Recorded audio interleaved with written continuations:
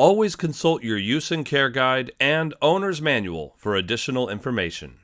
Remove the grain and rice cooker from packaging. Place the grain and rice cooker on a dry, flat, and level surface such as a countertop or table. Wash the ceramic pot, inner lid, steam collector, water tank, and water tank lid in hot, sudsy water. Dry thoroughly with a soft cloth. Ensure the grain and rice cooker is at least 4 inches or 10 centimeters away from any walls, cabinets, or objects on the counter or table.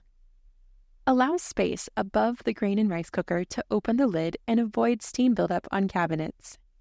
Attach the power cord to the grain and rice cooker. Warning: electrical shock hazard.